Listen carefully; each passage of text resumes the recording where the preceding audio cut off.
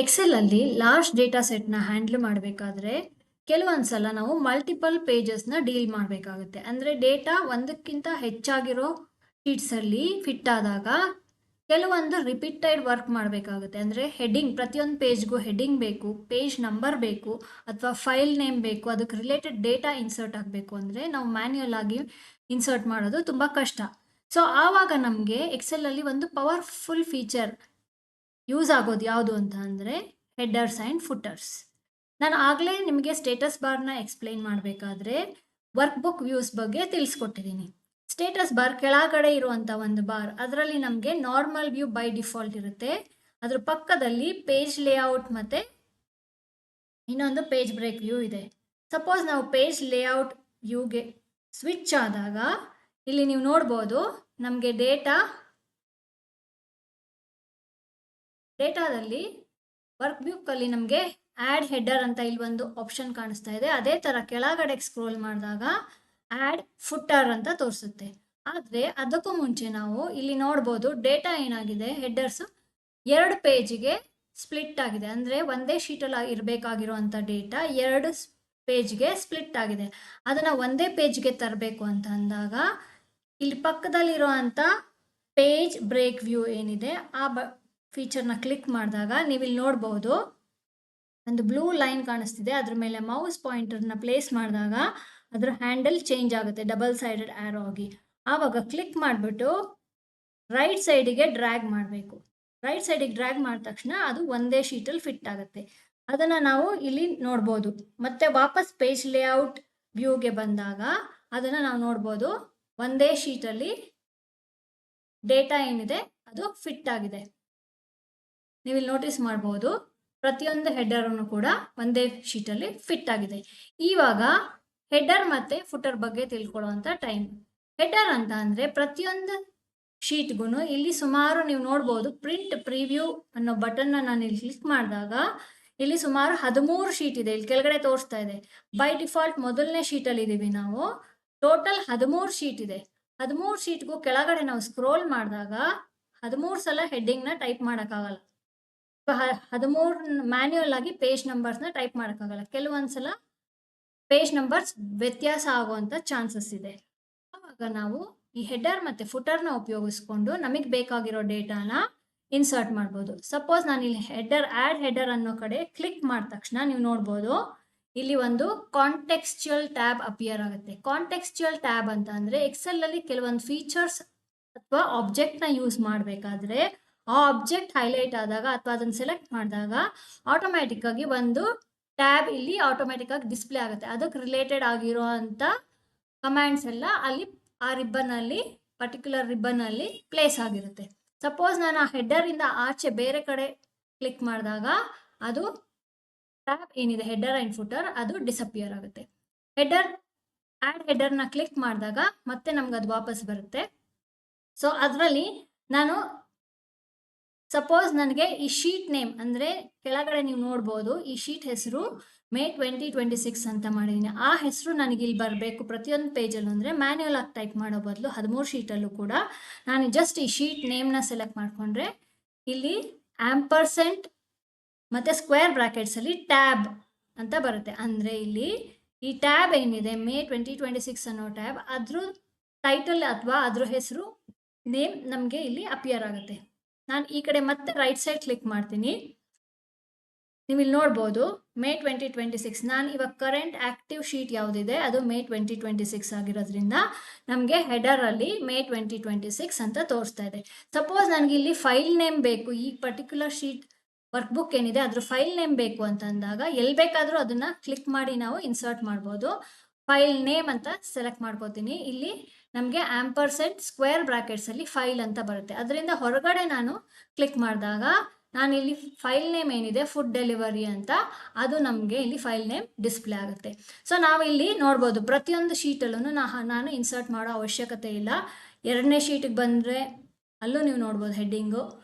3ನೇ ಶೀಟಿಗೆ ಬಂದಾಗಲೂ ಕೂಡ ನೀವು ನೋಡ್ಬೋದು ಇಲ್ಲಿ ಪ್ರತಿಯೊಂದು ಶೀಟಲ್ಲೂ ಎಷ್ಟು ಶೀಟ್ ಇದೆ ಅಷ್ಟು ಶೀಟಲ್ಲೂ ಕೂಡ ಫೈಲ್ ನೇಮ್ ಮತ್ತು ಶೀಟ್ ನೇಮ್ ಇನ್ಸರ್ಟ್ ಆಗಿದೆ. ಅದನ್ನು ನೋಡಬೇಕು ಅಂತಂದರೆ ಪ್ರಿಂಟ್ ಪ್ರಿವ್ಯೂಗೆ ಹೋದ ತಕ್ಷಣ ಇಲ್ಲಿ ನಮಗೆ ಪ್ರಿಂಟ್ ಪ್ರಿವ್ಯೂ ತೋರಿಸುತ್ತೆ. ನೀವು ನೋಡ್ಬೋದು ಮೊದಲನೇ ಶೀಟಲ್ಲಿ May 2026 ಮತ್ತು ಫುಡ್ ಡೆಲಿವರಿ ಫೈಲ್ ನೇಮ್ ಮತ್ತು ಶೀಟ್ ನೇಮ್ ಇನ್ಸರ್ಟ್ ಆಗಿದೆ. ಅದೇ ಥರ ನೆಕ್ಸ್ಟ್ ಶೀಟ್ ಇಲ್ಲಿ ಆ್ಯರೋನ ಕ್ಲಿಕ್ ಮಾಡಿದಾಗ ನೆಕ್ಸ್ಟ್ ಪೇಜ್ ಅಂತ ಟೂಲ್ ಟಿಪ್ಪಲ್ಲಿ ತೋರಿಸುತ್ತೆ. ಕ್ಲಿಕ್ ಮಾಡಿದಾಗ ನೀವು ನೋಡ್ಬೋದು ಅಲ್ಲೂ ಕೂಡ May 2026 ಫುಡ್ ಡೆಲಿವರಿ. ಸಪೋಸ್ ನಾನು ಕೊನೆಯ ಶೀಟ್ಗೆ ಹೋದೆ 13 ಅಂತ ಇಲ್ಲಿ ಟೈಪ್ ಮಾಡಿಬಿಟ್ಟು ಎಂಟರ್ ಕೀ ಪ್ರೆಸ್ ಮಾಡಿದ ತಕ್ಷಣ ಕೊನೆಯ ಶೀಟಲ್ಲೂ ಕೂಡ ನಮಗೆ ಅದು ಇನ್ಸರ್ಟ್ ಆಗಿದೆ. ಸೊ ಅದೇ ಥರ ನಾವು ಫುಟರ್ಗೂ ಕೂಡ ಯೂಸ್ ಮಾಡ್ಬೋದು. ಇಲ್ಲಿ ನಾನು ಮೊದಲನೇ ಶೀಟ್ನ ಸೆಲೆಕ್ಟ್ ಮಾಡಿಕೊಂಡು ಕೆಳಗಡೆ ಸ್ಕ್ರೋಲ್ ಮಾಡಿ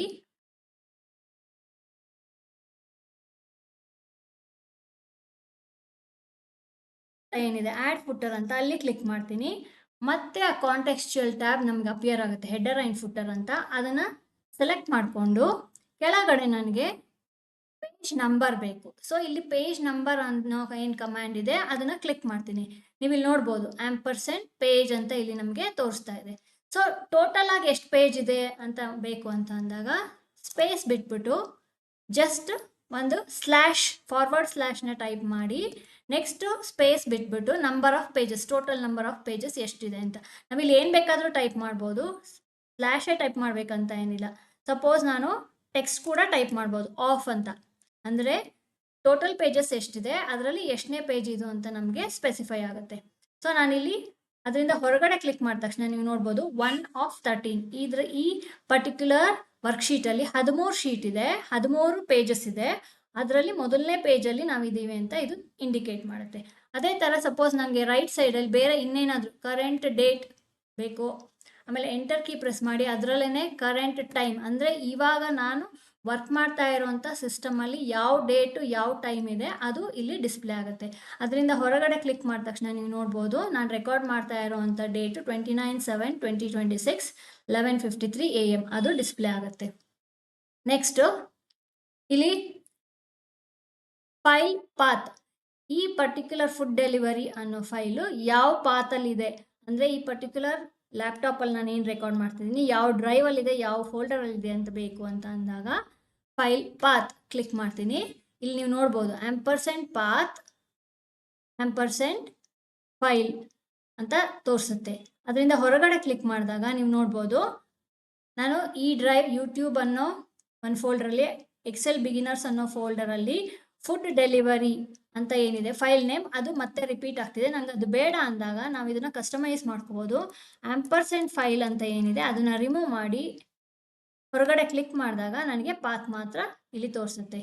ಇದು ಯಾಕೆ ಯೂಸ್ ಮಾಡ್ತೀವಿ ಇದನ್ನು ಅಂತ ಅಂದರೆ, ಸಪೋಸ್ ಒಂದೇ ಕಂಪ್ಯೂಟ್ರಲ್ಲಿ ಮಲ್ಟಿಪಲ್ ಯೂಸರ್ಸ್ ವರ್ಕ್ ಮಾಡಬೇಕಾದ್ರೆ ಅಥವಾ ಮಲ್ಟಿಪಲ್ ಎಂಪ್ಲಾಯೀಸ್ಗೆ ಆಕ್ಸೆಸ್ ಇರಬೇಕಾದ್ರೆ, ಈಗ ನಾನು ಮಾಡಿರೋ ಡೇಟಾನ ಇನ್ನೊಬ್ಬರು ಬಂದು ಆಕ್ಸೆಸ್ ಮಾಡಬೇಕು ಒಂದೇ ಸಿಸ್ಟಮಲ್ಲಿ ಅಂದಾಗ ಪ್ರಿಂಟ್ಔಟ್ ಕೊಟ್ಟಾಗ ಅವ್ರಿಗೆ ಪ್ರಿಂಟ್ಔಟಲ್ಲಿ ಈ ಪರ್ಟಿಕ್ಯುಲರ್ ಪಾತ್ ಇರುವಾಗ ಏನಾದ್ರು ಕರೆಕ್ಷನ್ಸ್ ಇದ್ದರೆ ಅವ್ರಿಗೆ ಇನ್ನೊಬ್ಬರು ಯಾರಾದರೂ ಡೇಟಾ ಹ್ಯಾಂಡಲ್ ಮಾಡಬೇಕು ಅಂದಾಗ ಈ ಪಾತ್ನ ಯೂಸ್ ಮಾಡಿಕೊಂಡು ಅವರು ಈ ಪರ್ಟಿಕ್ಯುಲರ್ ಫೈಲ್ನ ಆಕ್ಸೆಸ್ ಮಾಡಿ ಎಡಿಟಿಂಗ್ ಅಥವಾ ಏನಾದರೂ ಚೇಂಜಸ್ ಮಾಡ್ಬೋದು. ಇದು ಒಂದು ಮೇಜರ್ ಅಡ್ವಾಂಟೇಜ್. ಸೊ ಪ್ರಿಂಟ್ಔಟ್ ತೆಗೆಯೋದಕ್ಕೆ ನಮಗೆ ಕೆಲವೊಂದು ಫೀಚರ್ಸ್ನ ಆ್ಯಡ್ ಮಾಡಬೇಕು ಪ್ರತಿಯೊಂದು ಶೀಟ್ಗೂ ಅಂತ ಅಂದಾಗ ಈ ಹೆಡರ್ಸ್ ಆ್ಯಂಡ್ ಫುಟರ್ಸ್ ಅಂತ ಏನಿದೆ ಅದು ಉಪಯೋಗಕ್ಕೆ ಬರುತ್ತೆ. ನಾನು ಮತ್ತೆ ಇಲ್ಲಿ ಪ್ರಿಂಟ್ ಪ್ರಿವ್ಯೂನ ತೋರಿಸ್ತಾ ಇದ್ದೀನಿ. ಪ್ರಿಂಟ್ ಪ್ರಿವ್ಯೂನಲ್ಲಿ ನೀವು ನೋಡ್ಬೋದು ಮೊದಲನೇ ಶೀಟಲ್ಲಿದ್ದೀವಿ, ಇಲ್ಲಿ ಡಿಸ್ಪ್ಲೇ ಆಗ್ತಿದೆ ನಿಮಗೆ 1 of 13 ಅಂತ. ಇಲ್ಲೂ ಕೂಡ ನಾನು ಏನೇನು ಇನ್ಸರ್ಟ್ ಮಾಡಿದ್ದೀನಿ ಫುಟರ್ ಮತ್ತು ಹೆಡರಲ್ಲಿ ಅದು ಪ್ರತಿಯೊಂದು ಶೀಟ್ಗೂ ನಿಮಗೆ ಅಪ್ಲೈ ಆಗುತ್ತೆ. ಇಲ್ಲಿ ನೋಡ್ಬೋದು ಎರಡನೇ ಶೀಟು 2 of 13 ಅಂದರೆ 13 ಪೇಜಲ್ಲಿ ಎರಡನೇ ಶೀಟಲ್ಲಿದೆ ಅಂತ. ಅದರಲ್ಲೂ ಕೂಡ ಡೇಟು ಟೈಮು ಮತ್ತು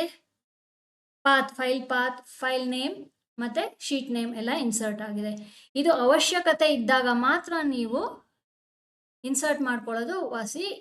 ಅವಶ್ಯಕತೆ ಇಲ್ಲದೆ ಇದ್ದಾಗ ನೀವು ಬೇರೆಯವ್ರಿಗೆ ಕೆಲವೊಂದು ಫೈಲ್ ಪಾತ್ ಅಥವಾ ಏನೇನು ಎಲ್ಲೆಲ್ಲಿದೆ ಅಂತ ಡಿಸ್ಪ್ಲೇ ಆಗಬಾರ್ದು ಅಂತ ಅಂದಾಗ ನೀವು ಆ ಹೆಡರ್ ಆ್ಯಂಡ್ ಫುಟರಲ್ಲಿ ಕರೆಂಟ್ ಫೈಲ್ ಪಾತ್ ಅದೆಲ್ಲ ಏನಿದೆ ಅದನ್ನು ರಿಮೂವ್ ಮಾಡ್ಬೋದು.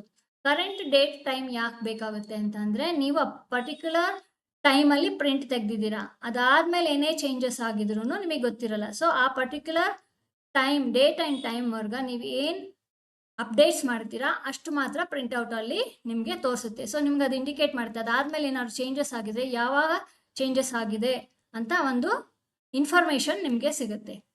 ಇದು ಹೆಡರ್ ಆ್ಯಂಡ್ ಫುಟರ್ ಬಗ್ಗೆ ಇಷ್ಟು ಇನ್ಫಾರ್ಮೇಶನ್ ಬಿಗಿನರ್ಸಿಗೆ ಎಷ್ಟು ಬೇಕೋ ಅಷ್ಟು ಕೊಟ್ಟಿದ್ದೀನಿ. ಇದು ನಾವು ಯೂಸ್ ಮಾಡೋ ಅಂಥ ಹೆಡರ್ಸ್ ಆ್ಯಂಡ್ ಫುಟರ್ಸ್ನ ನಾವು ಅಪ್ಲೈ ಮಾಡೋ ಅಂಥದ್ದು ನಾವು ಪೇಜ್ ಲೇಔಟ್ ವ್ಯೂನಲ್ಲಿ. ಸೊ ಮತ್ತೆ ವಾಪಸ್ ನಾವು ನಾರ್ಮಲ್ ವ್ಯೂಗೆ ಸ್ವಿಚ್ ಆಗ್ಬೋದು. ನಾರ್ಮಲ್ ವ್ಯೂಗೆ ಸ್ವಿಚ್ ಆದಾಗ ನಮಗೆ ಹೆಡರ್ ಆ್ಯಂಡ್ ಫುಟರ್ ಕಾಣಿಸೋದಿಲ್ಲ. ಆವಾಗ ನಾವು ಪ್ರಿಂಟ್ ಪ್ರಿವ್ಯೂನಲ್ಲಿ ಹೋಗಿ ಚೆಕ್ ಮಾಡ್ಬೋದು. ಸೊ ಅದೇ ಥರ ನಾವು ಮಲ್ಟಿಪಲ್ ಶೀಟ್ಸ್ಗೂ ಕೂಡ ಒಟ್ಟಿಗೆ ನಾವು ಹೆಡರ್ ಆ್ಯಂಡ್ ಫುಟರ್ ಎಲ್ಲ ಇನ್ಸರ್ಟ್ ಮಾಡ್ಬೋದು. ಸಪೋಸ್ ನಾನು ಮೇ ಒಂದು ಶೀಟ್ ಮಾಡಿದ್ದೀನಿ, ಅದೇ ಥರ ನಂಗೆ ಜೂನ್ ಮತ್ತು ಜುಲೈ ಎರಡಕ್ಕೂ ಮಾಡಬೇಕು ಅಥವಾ ಮಲ್ಟಿಪಲ್ ಶೀಟ್ಸಿಗೆ ಮಾಡಬೇಕು ಅಂದಾಗ ಒಂದು ಶೀಟ್ನ ಸೆಲೆಕ್ಟ್ ಮಾಡಿಕೊಂಡು ಜೊತೆಗೆ ಕಂಟ್ರೋಲ್ ಇಟ್ಕೊಂಡು ಇನ್ನೊಂದು ಶೀಟ್ನ ಸೆಲೆಕ್ಟ್ ಮಾಡಿಕೊಂಡು ಸೇಮ್ ನಾವು ಏನು ಮಾಡಿದ್ದೀವಿ ಅದನ್ನೇ ಅಪ್ಲೈ ಮಾಡ್ಬೋದು. ಸಿಂಗಲ್ ಶೀಟಿಗೆ ಏನು ಅಪ್ಲೈ ಮಾಡಿದ್ದೀವಿ ಹೆಡರ್ ಆ್ಯಂಡ್ ಫುಟರ್, ಅದನ್ನು ಮಲ್ಟಿಪಲ್ ಶೀಟ್ಸ್ಗೂ ಅಪ್ಲೈ ಮಾಡ್ಬೋದು. ಸೊ ಇಲ್ಲಿ ನಮಗೆ ಆಯಾ ಶೀಟ್ ನೇಮ್ ಆಯಾ ಪರ್ಟಿಕ್ಯುಲರ್ ಶೀಟಲ್ಲಿರೋ ಡೇಟಾಗೆ ಮಾತ್ರ ಬರುತ್ತೆ. ಸೊ ಜೂನ್ ಜುಲೈ ಎರಡು ಸೆಲೆಕ್ಟ್ ಮಾಡ್ಕೊಂಡ ತಕ್ಷಣ ಕನ್ಫ್ಯೂಸ್ ಆಗೋದು ಬೇಡ.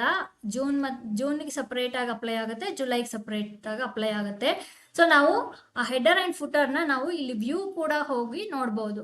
ವ್ಯೂ ಟ್ಯಾಬಲ್ಲಿ ನೀವು ವರ್ಕ್ ಬುಕ್ ವ್ಯೂಸ್ ಅಂತ ಏನಿದೆ ಅಲ್ಲಿ ಪೇಜ್ ಲೇಔಟ್ ವ್ಯೂನ ಸೆಲೆಕ್ಟ್ ಮಾಡ್ಕೊಂಡಾಗ ಇಲ್ಲೂ ಕೂಡ ನಾವು ಹೆಡರ್ ಆ್ಯಂಡ್ ಫುಟರ್ಗೆ ಏನು ಅಪ್ಲೈ ಮಾಡಿದ್ವಿ ಅದನ್ನೇ ಮಾಡ್ಬೋದು. ಪೇಜ್ ಬ್ರೇಕ್ ವ್ಯೂಗೆ ಹೋಗ್ಬಿಟ್ಟು ಇಲ್ಲೂ ಕೂಡ ನಾವು ಪೇಜ್ ಬ್ರೇಕ್ನ ಸರಿ ಮಾಡಿಕೊಂಡು ಮಲ್ಟಿಪಲ್ ಶೀಟ್ಸ್ಗೂ ಕೂಡ ನಾವು ಪೇಜ್ ಲೇಔಟ್ ವ್ಯೂಗೆ ಹೋಗಿ ಫುಟರ್ ಮತ್ತು ಹೆಡರ್ನ ಹೇಗೆ ಆ್ಯಡ್ ಮಾಡಿದ್ದೀವೋ ಮೇ 2026ಗೆ ಅದೇ ಥರ ಮಲ್ಟಿಪಲ್ ಶೀಟ್ಸ್ಗೂ ಕೂಡ ನಾವು ಅಪ್ಲೈ ಮಾಡ್ಬೋದು. ನೀವು ಟ್ರೈ ಮಾಡಿ ನೋಡಿ.